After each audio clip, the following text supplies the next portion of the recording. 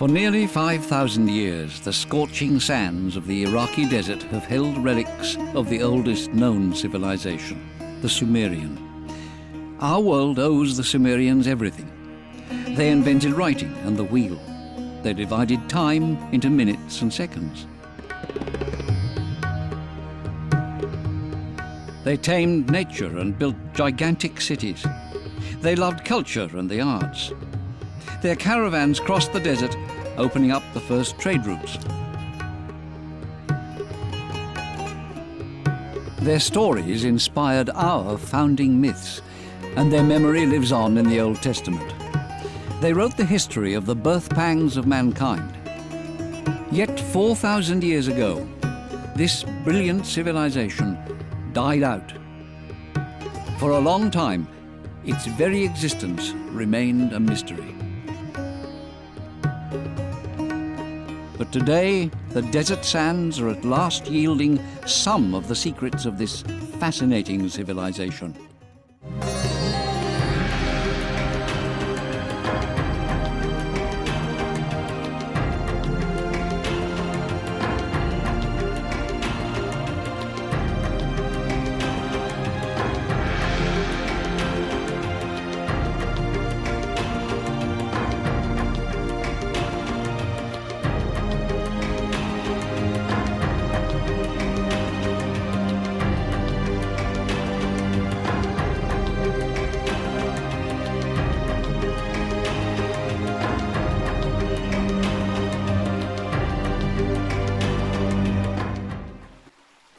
And a river went out of Eden to water the garden, and from thence it was parted, and became into 4 heads.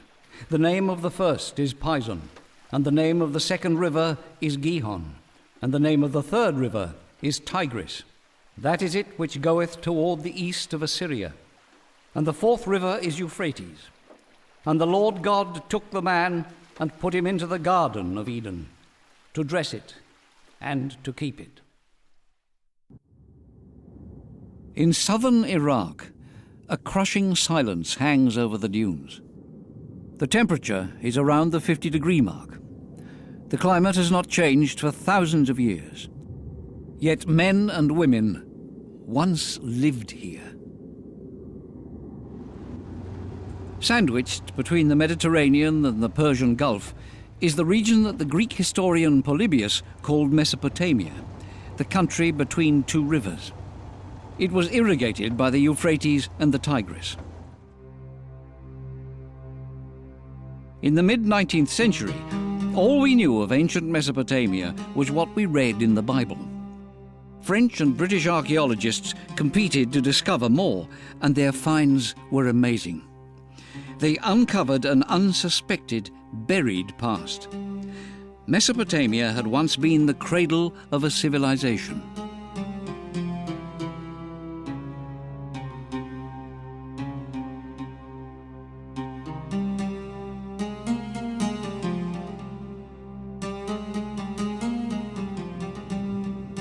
But what was so special about these finds?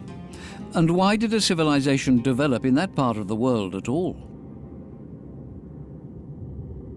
Ce qui est exceptionnel dans la découverte de la civilisation syro-mésopotamienne, qui ne se fait que depuis 1 siècle et demi, il faut bien en prendre conscience, ce qui était exceptionnel, c'est qu'on s'est aperçu progressivement qu'il s'agissait d'un monde extrêmement diversifié, extrêmement développé et qui, au fond, avait expérimenté déjà beaucoup de modes de vie, beaucoup d'expériences sociales dans un univers que nous ne connaissions pas. Nous avions l'impression que tout commençait avec la civilisation grecque et on s'est aperçu qu'il y avait eu quelque chose avant et que cet avant avait eu une influence sur le devenir de la civilisation à l'époque classique. L'histoire de la civilisation syro-mésopotamienne correspond au domaine géographique syro-mésopotamien, c'est-à-dire le domaine qui est drainé par les 2 fleuves, le Tigre et l'Euphrate. Mais il y a autre chose, ce n'est pas simplement l'eau pour la vie, l'eau pour la culture, l'eau pour les hommes, c'est aussi l'eau pour le transport. Et ce sont des domaines où les axes des fleuves sont devenus des axes de transport. Et dans un pays comme la Mésopotamie, où il y a des productions agricoles, mais où il y a des lacunes fondamentales, on manque de bois, on manque de pierre, on manque de minerais métalliques lorsqu'il y aura besoin en bronze, en cuivre, eh bien, dans un pays comme celui-là, le fleuve va devenir l'axe de transport privilégié entre deux domaines d'économie différentes et complémentaires. Our journey begins in the mountains of Armenia, where the Tigris and the Euphrates both rise. Fed by melting snow from the high plateaus, the rivers tumble down the mountain slopes, tearing away tons of silt as they go. They run parallel for over 2,000 kilometers, then merge to form the Shatt al-Arab waterway.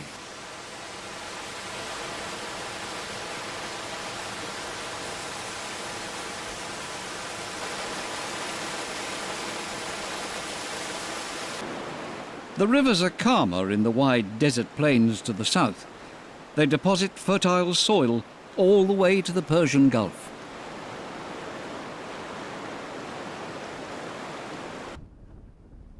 But the Tigris and the Euphrates could also be a terrible enemy.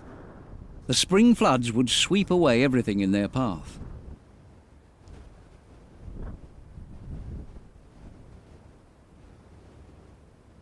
How were people able to settle a land that was so vulnerable to the whims of nature?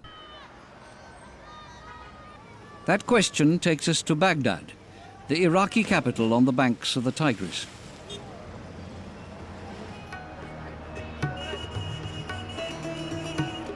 In the narrow streets of the old city, the visitor is steeped in the scents of the Orient. Dense crowds and a cheerful tumult are all around. In the colourful bazaars, Iraqis display their ancient talent for commerce. The heritage of the Sumerian civilization is everywhere.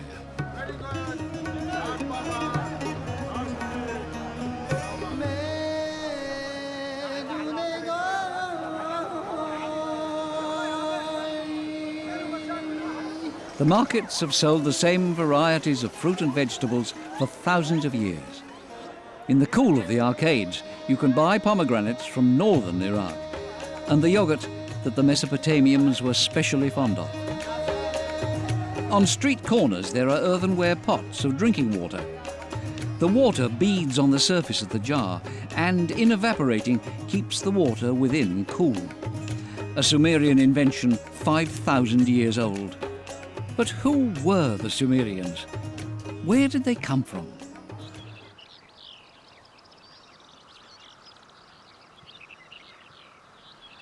On the fertile plateaus of Anatolia, several thousand kilometers from Mesopotamia, archaeologists have solved one part of the Sumerian puzzle.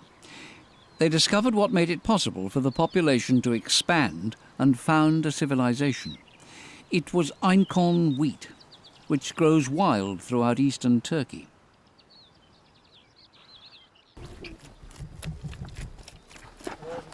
People have lived in this fertile region at the crossroads of great migration routes since time immemorial. Tribes of hunter-gatherers found everything here that they needed for their survival. The Kurds keep up the age-old traditions. Every day the women cook such ekmeği, a wheat pancake that forms the whole family's staple diet.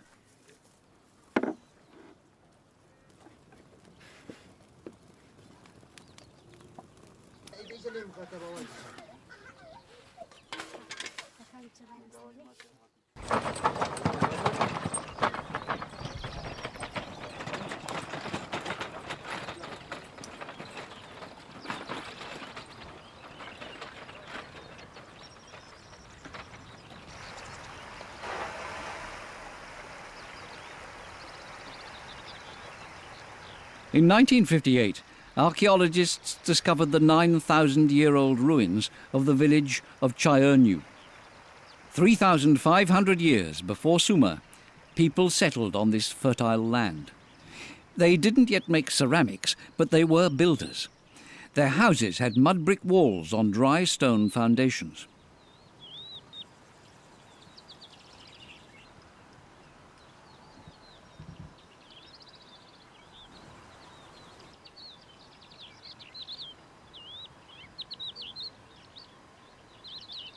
One day, the people of Chaionu made a discovery that would change the world. Lorsque se crée vers 15 000 avant Jésus-Christ, dans ces régions des collines, dans ces régions de l'Euphrate à son entrée en Syrie, lorsque se crée cette situation très particulière qui fait que les collines de ces régions se couvrent de cette graminée sauvage qui va permettre aux hommes de se sédentariser, c'est évidemment un élément extrêmement nouveau. Quand ils ont découvert que cette graminée produisait une graine qui pouvait être utilisée, qui avait surtout l'énorme avantage de se conserver, la conservation du produit alimentaire a joué un rôle essentiel parce que ça voulait dire que, au lieu d'être obligé de retrouver de la nourriture 3 jours après avoir abattu une bête, eh bien on pouvait se dire qu'on en avait pour plusieurs semaines ou plusieurs mois de réserve devant soi. Eh bien, à partir de ce moment-là, les conditions changent. Et l'homme, quand il se rend compte qu'il a ce produit, il va rester à côté de ce produit. Bien entendu, ce produit ne se récolte qu'à un moment très précis de l'année. Mais on ne peut pas le transporter. Une fois qu'on l'a récolté, il faut le garder c'est un stock. Il faut le protéger, ce stock. Il faut empêcher les autres de venir le prendre. Donc, la sédentarisation se fait à un moment donné dans cette région-là pour une raison très, très, très précise, c'est-à-dire la conservation d'un stock alimentaire que l'on peut récolter à un certain moment. Et là, bien entendu, l'esprit humain va jouer un rôle fondamental. On peut parler de découverte accidentelle. Je crois que l'esprit humain, il joue constamment sur des observations, sur des découvertes exceptionnelles, une fois, 2 fois, répétées, sur une recherche d'explication de ce phénomène, jusqu'au moment où il est capable, par lui-même, d'aller au-delà et de réaliser quelque chose de nouveau. Et c'est comme ça qu'est née l'agriculture. As they set about mastering their environment, these first farmers were full of invention. They developed their tools, they bettered their daily lives, and they left behind a legacy of immense importance: writing.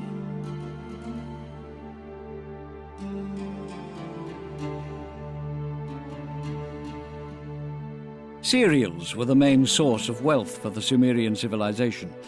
This alabaster vase, more than a metre high, depicts the Sumerians' gratitude towards nature.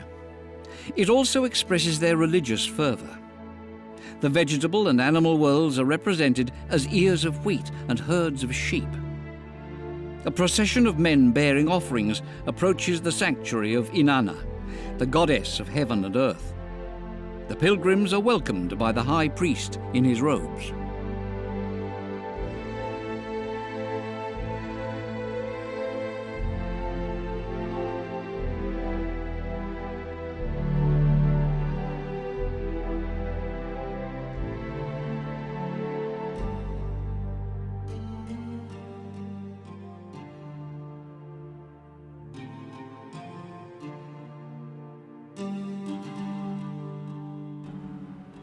Thanks to these successes in agriculture, the population grew.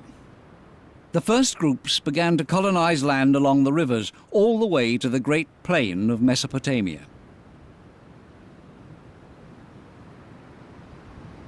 The main preoccupation of the farmers was finding ways to boost their production of crops.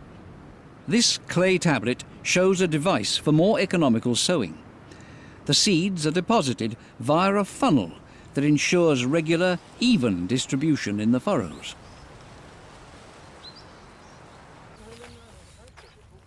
The Sumerian secret lay in taming their unpredictable sources of water. For in Mesopotamia, the balance between man and nature could easily tip against man. To take control of their water, the Sumerians invented the wheel, and they dug hundreds of kilometers of irrigation canals, reservoirs and dams.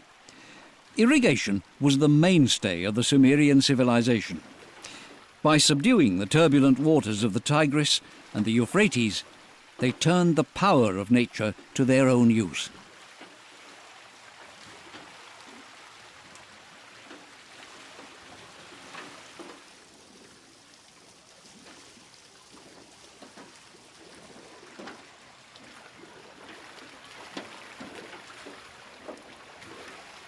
The farmers reaped the benefits with bountiful crops from hundreds of thousands of hectares of fertilized land. In some areas, wheat, millet and barley were harvested twice a year. In the oases along the irrigation canals, millions of palm trees grew as far as the eye could see.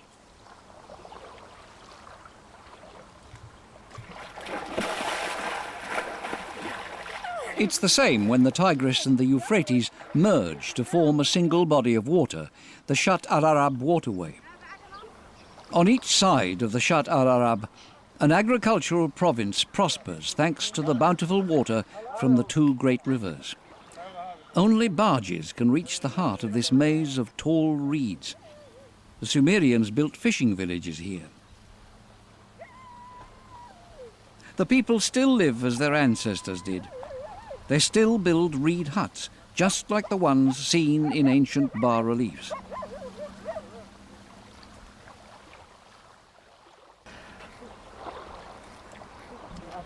The huts stand on a foundation of layers of soil, interlaced with braided reeds. The floor, roof and walls are made of interwoven stalks. The supporting columns and beams, very strong, are made of tightly packed reed bundles.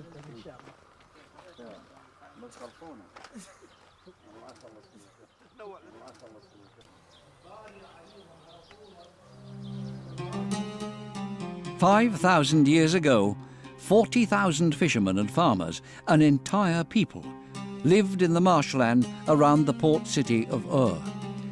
In their frail reed boats, they had made a huge area habitable, 1 meter at a time.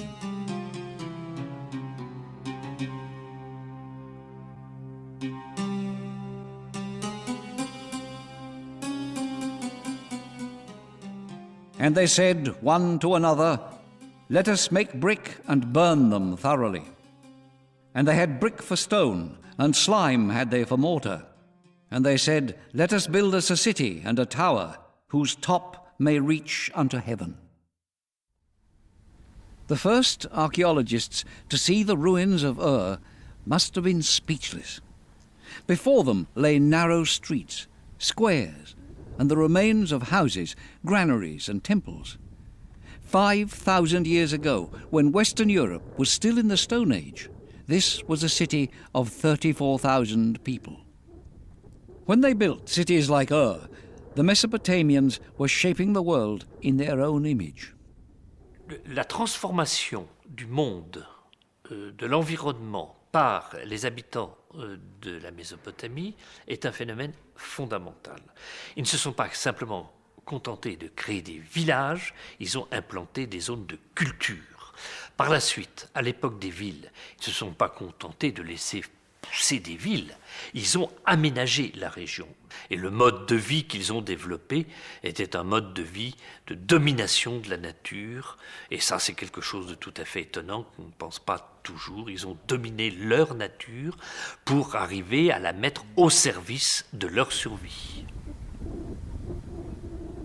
Made to last, with fired bricks covered in tar, the ziggurat of Ur is impressive.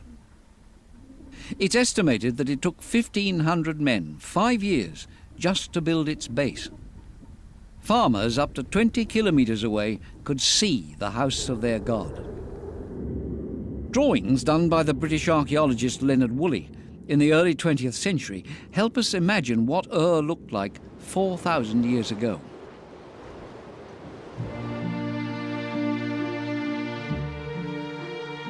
This immense city was surrounded by 4,000 hectares of cereal fields. Traders from the Persian Gulf sailed into its harbour and exported food to the Arabian Peninsula, several thousand kilometres away. The daily life of the city centred on the temple, where the people prayed and political and economic decisions were taken.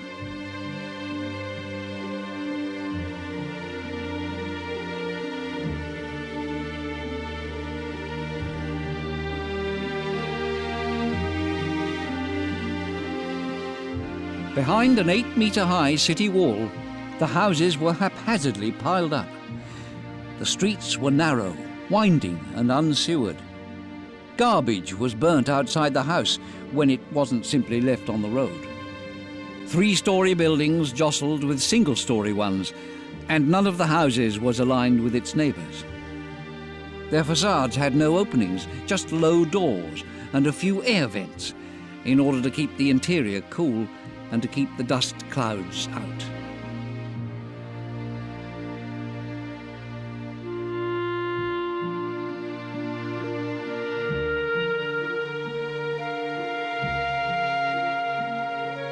For a long time, little was known of life in Ur.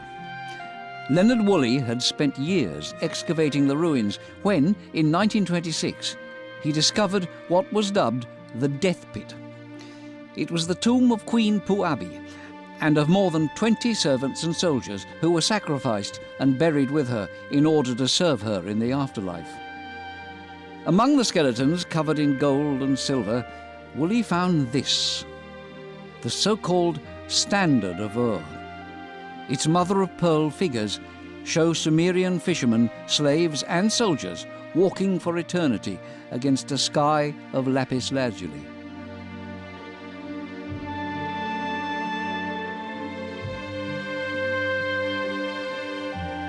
Like stills from a movie, its amazingly detailed panels show war chariots crushing the enemy.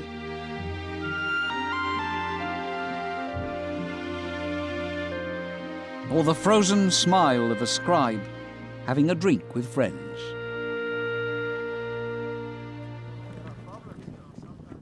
In the arid desert that now surrounds the site, the traces of the past are still visible.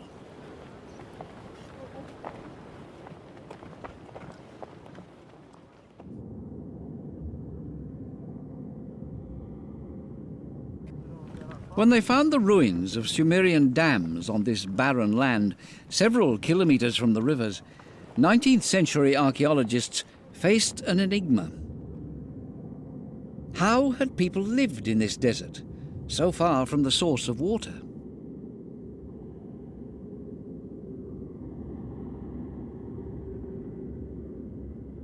The desert city of Nippur, 250 kilometers south of Baghdad. The ruins of a temple rise above the dunes. It was during excavations of this site that archaeologists found the key to the enigma.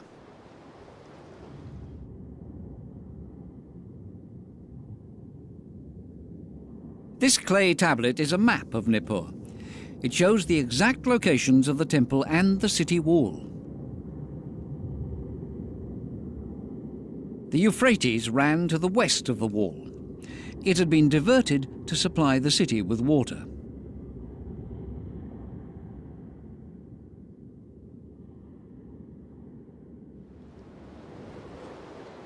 The cities had therefore been built beside the water. But changes in landform and the sheer force of the floodwaters changed the course of the rivers. Satellite images help us reconstruct the map of this part of the world as it was 5,000 years ago. Nippur, Uruk, Gisu and Ur, the main cities of the Sumerian civilization, evolved in a vastly different landscape. At that time, the Tigris and the Euphrates ran through much of Mesopotamia as a single river. They separated only downstream from Nippur.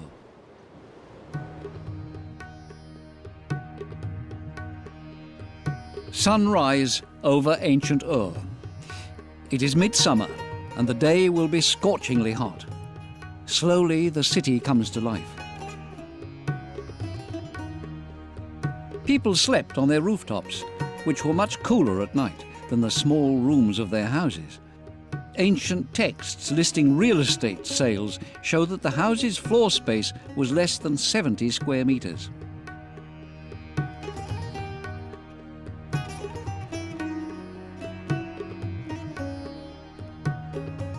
In the early morning, people come onto the streets. Merchants try to entice the passers-by. They try to do business while the day is still cool.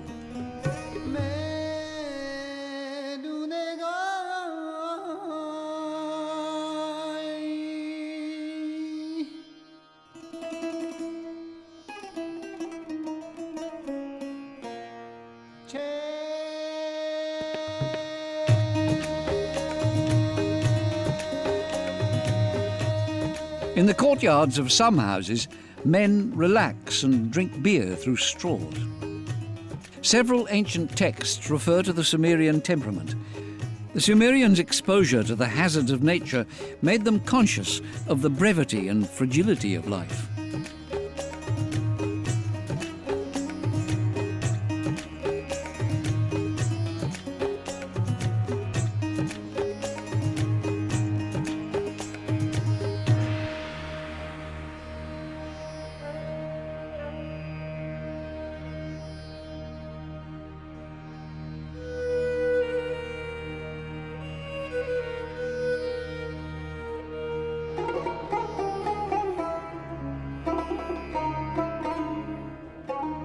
In the streets, men often wear konaks, wrap-around sheepskin skirts that go from the waist to the knees or ankles, depending on the season and fashion.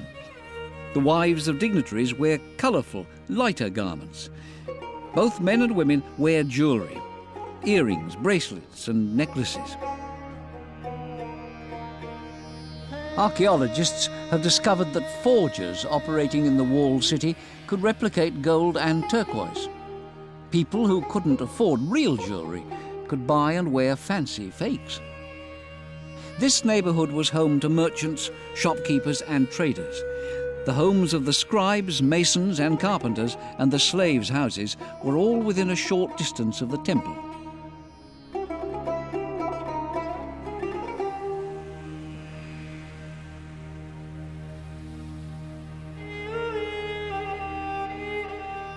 The treasures discovered in Ur are enormously important for archaeologists.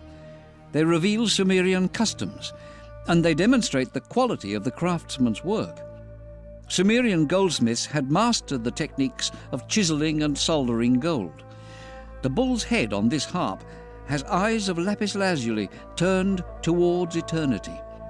The harp itself is decorated with shells and precious stones.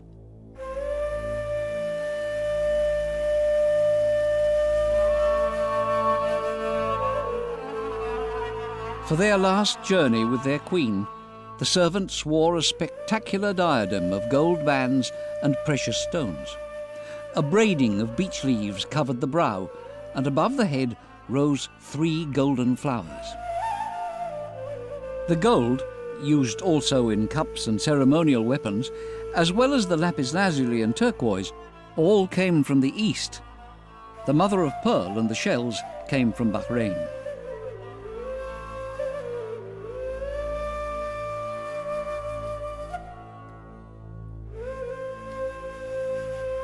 The raw material used to make this billy goat shows how prosperous Ur was and how thriving its trade. Archaeologists have traced the origins of some of its materials. To get the lapis lazuli, the Sumerians sent their caravans 3,000 kilometres to the Badakhshan mountains, in what is now northern Pakistan.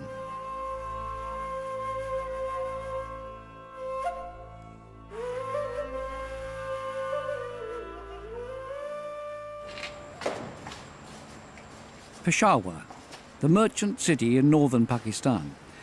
This rough lapis lazuli has been shipped from Afghanistan.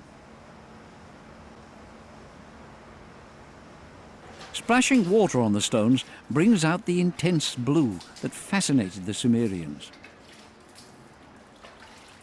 Archaeologists have established that the lapis lazuli trade began with the Sumerian civilization, 3,500 years before Christ. 3,000 years before the Silk Road, the Sumerians had opened up the trade routes that crisscrossed the east.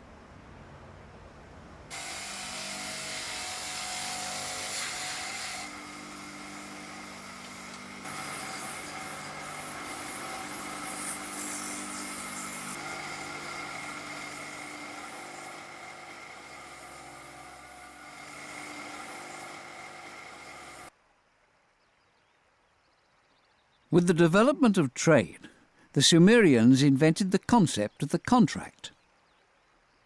Cylindrical stone seals were carved and finally engraved with a negative bas-relief. When a contract was entered into, or goods needed to be identified, The cylinder was rolled in clay. The mark it left on the clay sealed the transaction.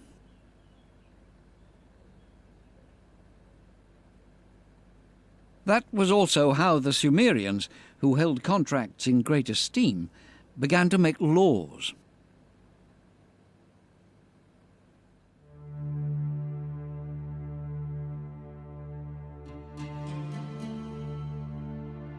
Very few legal texts from the Sumerian period have been found, but in the early 20th century, in the Persian city of Susa, archaeologists discovered the stone of Hammurabi, king of Babylon. It had been seized as a trophy by the Elamites, who went on a rampage through Mesopotamia in the 12th century BC. Hammurabi had the legal code that bears his name drawn up in 1694 BC. It enshrined all of Sumeria's laws, and all 282 articles were carved on the stone. They mostly relate to aspects of everyday life, to commercial transactions, marriages, and inheritances. As a judge, the king ordered investigations, protected the people from abuse by officials, and oversaw great public works. The Code of Hammurabi proves that the Sumerians were precursors in many areas. On the back of the stone, Article 196 warns, "An eye for an eye," a principle repeated in the Law of Moses.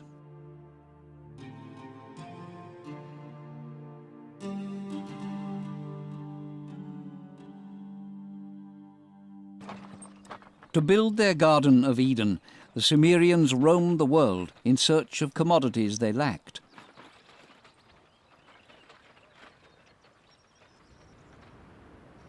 For example, there was no wood in the Mesopotamian desert.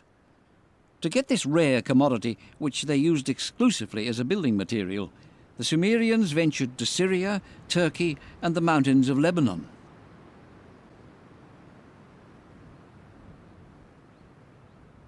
Today, cedar forests are few and far between. After the Sumerians, all the ancient civilizations used cedar, and gradually they cut down almost all the cedar trees.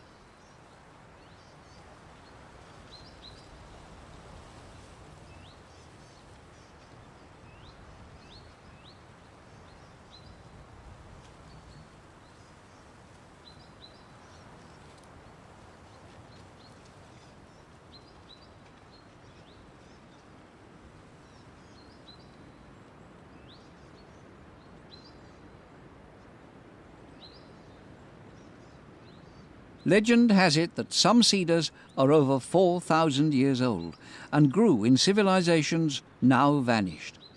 They could testify to the efforts of the Sumerians.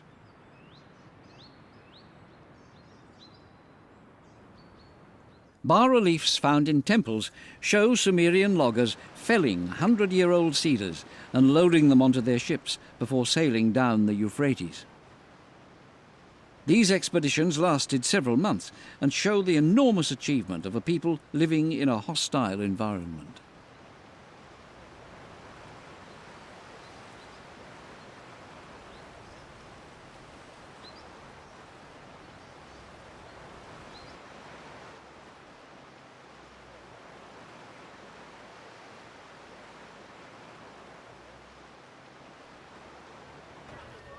Some discoveries made by the Sumerians 5,000 years ago are still used by Iraqis today. Tar, for instance, is used for waterproofing boat hulls and sealing the roofs of houses.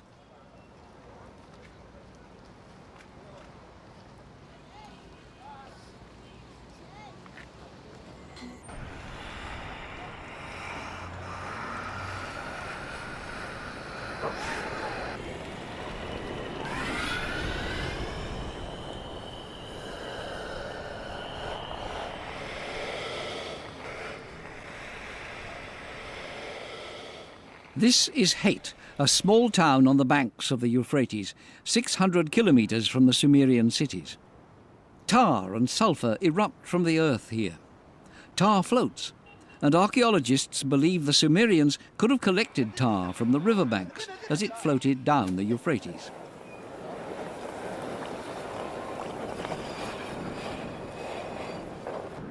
The people of Haiti still collect tar by methods that haven't changed for thousands of years. Before taking the tar out of the water, you have to coat your hands in sand.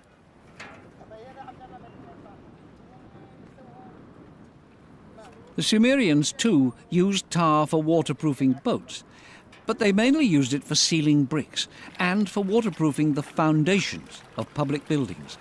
This precaution reflected a major event in their lives: floods. George Smith, a 19th century Londoner who studied Sumerian tablets in the British Museum, deciphered some legends about devastating floods.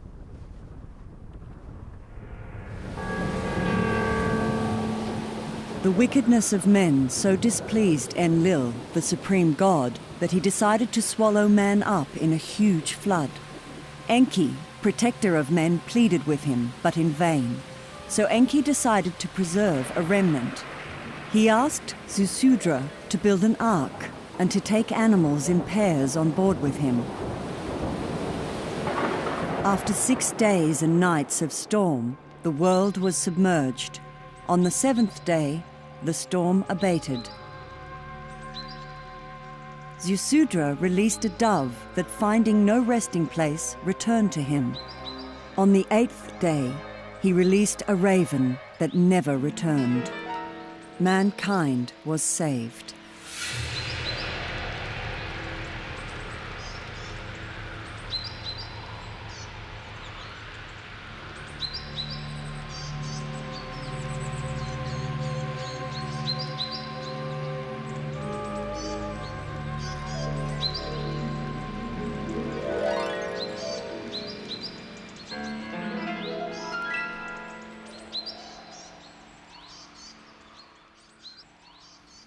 Nous n'avons retrouvé les mythes mésopotamiens que depuis un peu plus d'un siècle dans les textes qui ont été trouvés, en particulier dans la bibliothèque de Ninive, en particulier le déluge.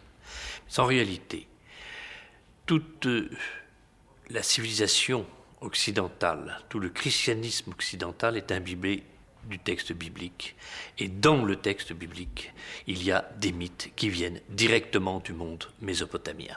Et toute l'histoire du christianisme occidental est dominée par ces mythes, compris ou pas compris, réinterprétés bien souvent, pas sentis peut-être dans la signification profonde que leur accordaient les habitants de la Mésopotamie. Mais ces mythes sont là et ils nous ont complètement imprégnés.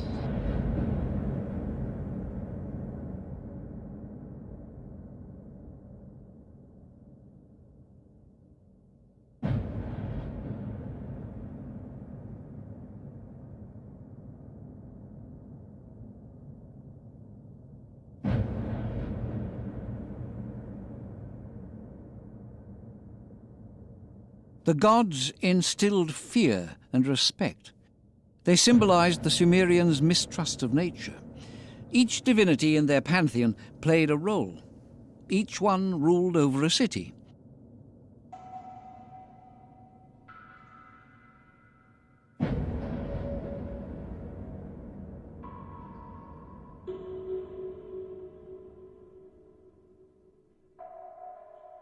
Enlil, god of wind, ruled over air and earth in the city of Nippur. Enki, god of water and the world, was worshipped in Eridu. Udu, god of justice and truth, was worshipped in Lhasa.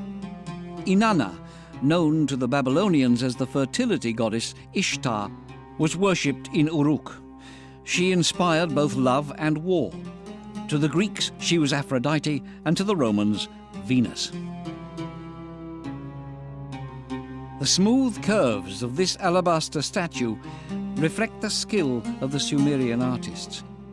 Their art and their religious devotion are highlighted by the statue's finish and their expressive faces.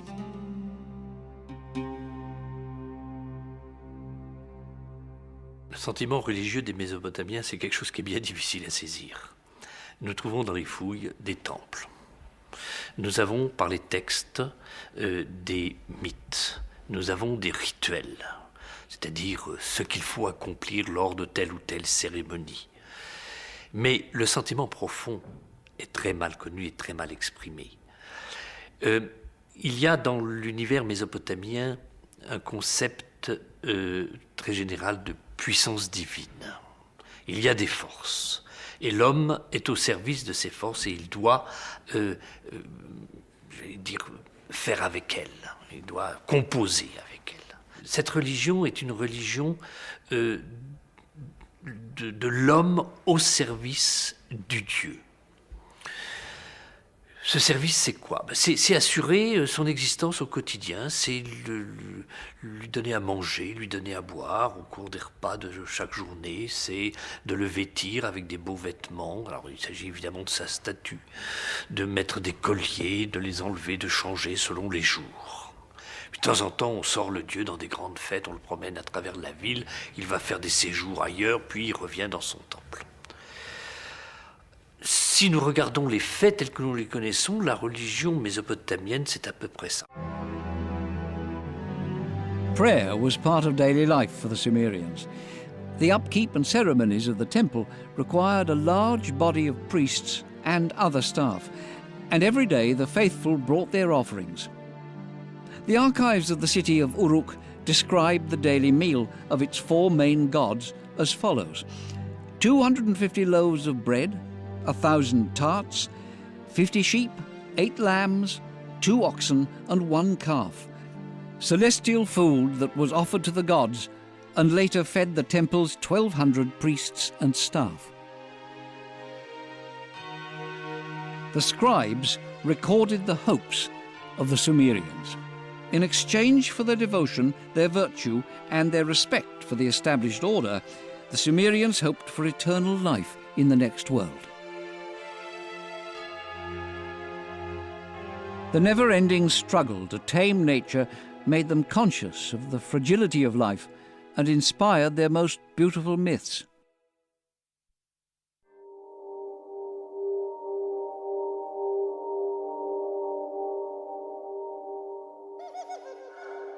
Gilgamesh, the fifth king of Uruk in the 3rd millennium BC, was a historical figure. He was the Sumerians' hero, and the stories of his adventures were famous throughout Mesopotamia. They sum up the history of the Sumerian civilization. Gilgamesh was a just king and a great builder who also challenged the gods. He tamed savages, and he went to the distant forest of fragrant cedar to confront the fire-eating monster Humbaba. During their fight, Gilgamesh cut off the monster's head. He returned to Uruk in triumph. To punish him, the goddess Inanna sent the celestial bull to destroy the city. The bull dried up the meadows and rivers and opened deep crevices into which people fell to their deaths.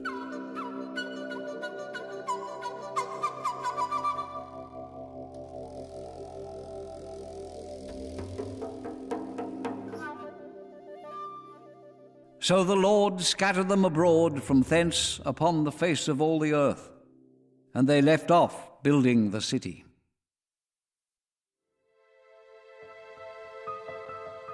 The Sumerians' vision was prophetic. After ruling Mesopotamia for 3,000 years, their civilization, attacked from all sides, collapsed. The pomp of their cities was over, and so was their influence. The irrigation canals gradually dried up. The walls of the houses collapsed.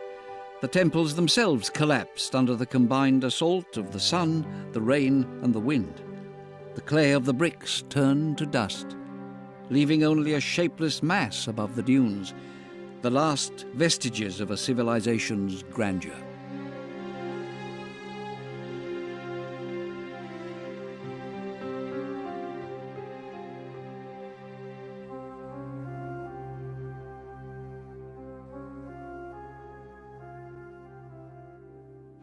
How can we explain the complete disappearance of such a brilliant civilization, or the decadence of a people who left behind only ruins and the remains of looted temples?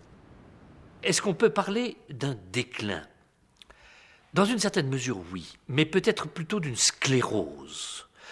Toutes ces grandes découvertes réalisées par les gens du 4e millénaire, toute la pensée qui se concrétise par des manifestations religieuses, ou disons dans le cadre du religieux, toutes ces choses-là évoluent. Et vu à longue échelle, on s'aperçoit qu'il y a de moins en moins de liberté possible dans l'expression d'un certain nombre de choses.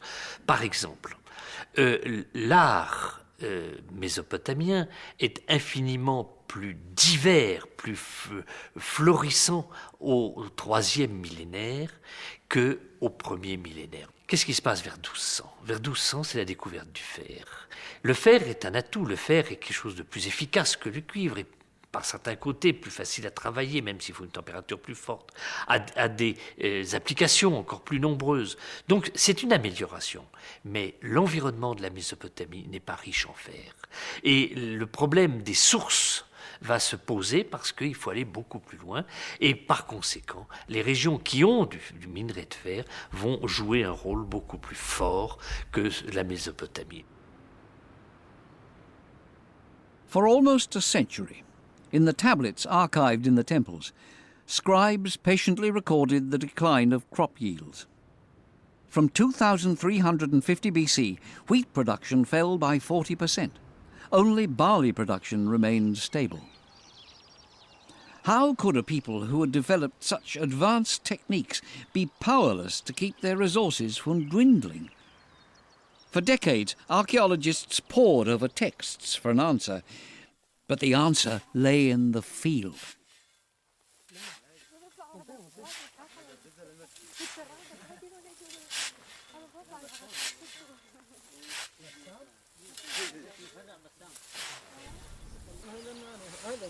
The irrigation system made the Sumerians powerful, but it also contributed to their destruction. As 3,000 years of irrigation water evaporated, the salt, buried deep in the land, rose to the surface. In the end, a white cover of salt, hardened by the sun, made the soil sterile, and the wheat could no longer grow. The local people are still plagued by this problem today. In some areas, the earth is cracked. It resembles uncultivated desert.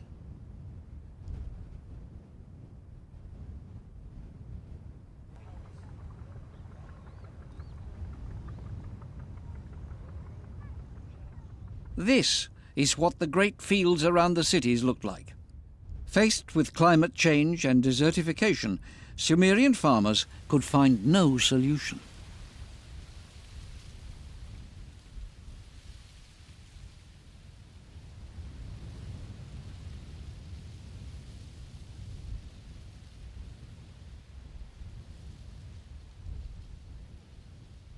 But can one speak of the decline of a civilization? Parler d'un déclin n'est pas correct. C'est une puissance qui s'est développée et une civilisation qui est arrivée au fond à son terme en donnant des produits superbes. Et alors ces produits, cette pensée, elle ne va pas périr. C'est une pensée qui va être transmise. Les Grecs, les Perses, qui sont eux-mêmes des gens très cultivés, comme les gens de la Mésopotamie de l'époque, enfin certaines catégories, certaines élites, vont transmettre leur science, transmettre leur savoir. Et ceci va se faire en particulier par l'Anatolie, en direction du monde grec.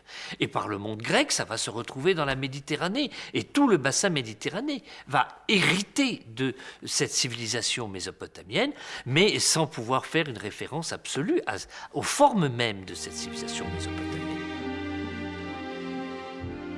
The weakened Sumerian cities were unable to face the economic competition from the large cities to the north of Mesopotamia. Other civilizations, inspired by the Sumerian example, planted their standards on the conquered land. By 2004 BC, Sumer was finished. The Assyrians dominated Mesopotamia. The Epic of Babylon could now begin. Beneath the pitiless sun, the Sumerians' wealth returned to the dust. It's their story that the Bible tells. Like the builders of the Tower of Babel, the men and women of Sumer were scattered upon the face of all the earth. The water the Sumerians feared brought on their destruction. Having controlled the floods of the Tigris and the Euphrates, having drawn their life force from their waters, the Sumerians were swept away by history and disappeared. They left mankind the legacy of their wealth, traces of their creative genius, and a sense of the extraordinary fragility of civilizations.